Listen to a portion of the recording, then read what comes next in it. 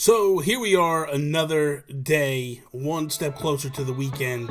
Still quite a bit of ways to go. Let's not act crazy here. But anyway, it's time for Nintendo talk. And I can't believe forever it seemed to live out these dreams when you start to think about taking a chance you can't give a damn. What is up, everybody? Bobby here, the Nintendo Guru. Time for the breakdown every day, Monday through Friday.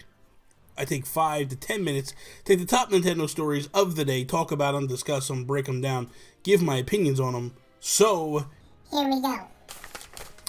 Yet another package we have here, and this one is from Japan, actually. Kind of awesome. I like when I get packages from Japan. Not gonna lie, it's pretty cool. But let's see what we got here, shall we? This is kind of cool. Little note here, from the guy, from the seller.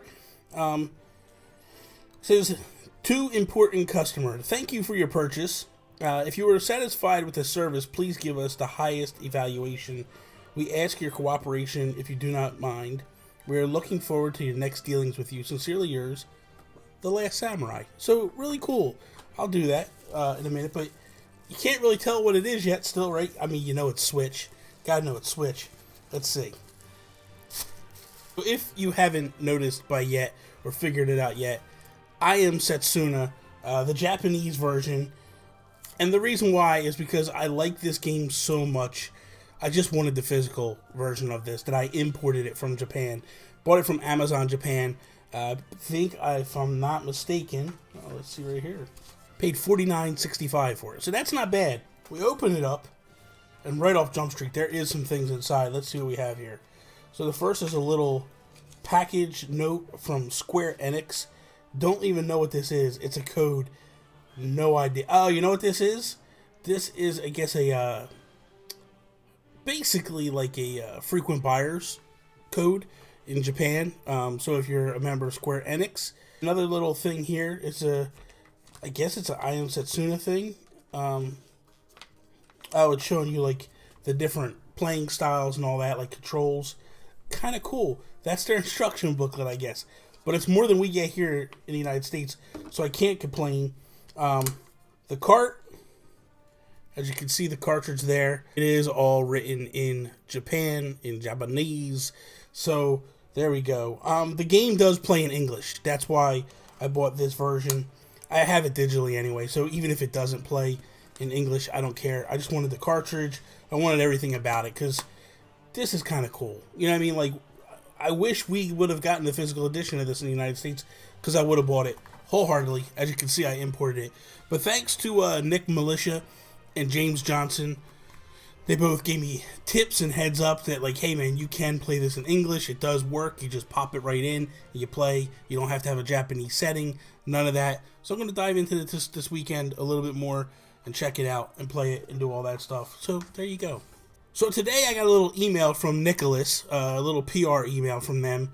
And it basically says, It'll Do 2, drifting ashore on Nintendo Switch, bursting with secrets, puzzly adventure, makes landfall on November 14th.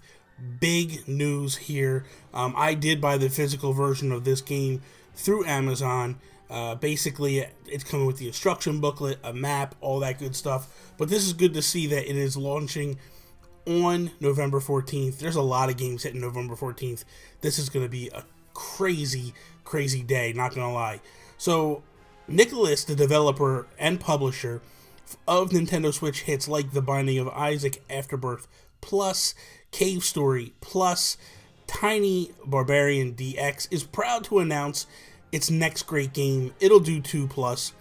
The charming puzzly adventure will be available on November 14th as both a physical and retail release for the Switch, continuing the saga of the sassy adventurer Ittle Do and her deadpan sidekick, the flying fox named Tipsy. Ittle Do 2 is a sprawling action-adventure game that takes place entirely on a mysterious, faraway island. Left stranded on the shore after their raft breaks, Ittle and Tipsy explore the terrain in search of treasure, weapons, puzzle-solving tools, and 8 scattered pieces another raft that can allow them to escape the island.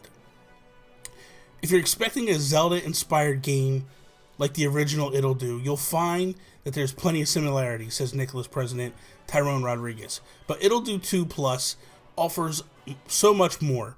It's cuter, it's funnier, the puzzles are more devious, and the secrets are everywhere. In fact, the island is loaded with them. So, I don't know if you guys have played Ittle Do 1 or 2.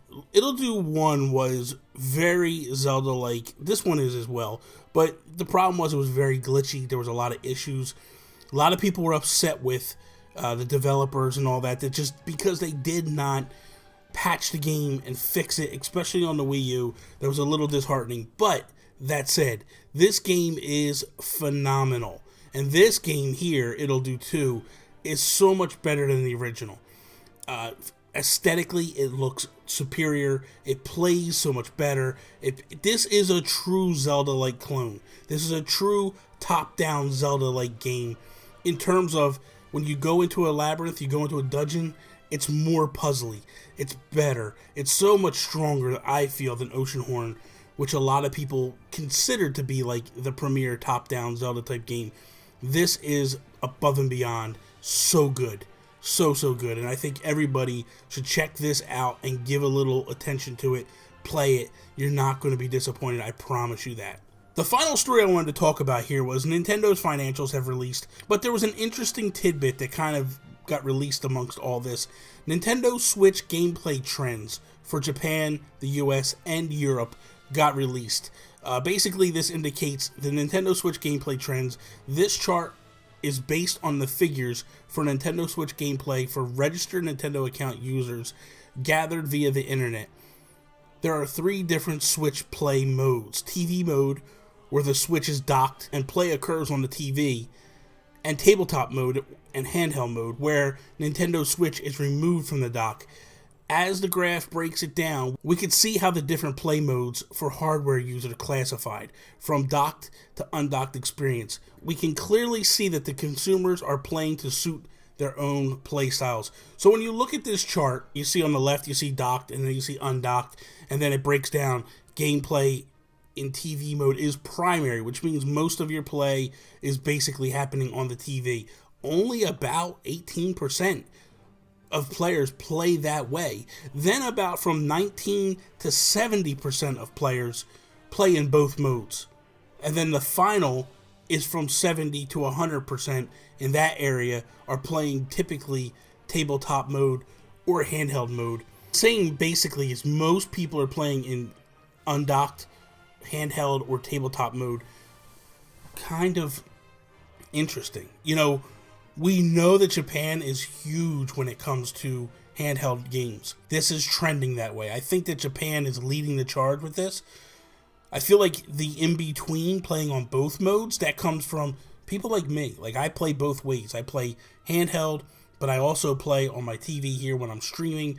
I will be honest, recently I've picked up a lot more docked mode just because of the streaming aspect.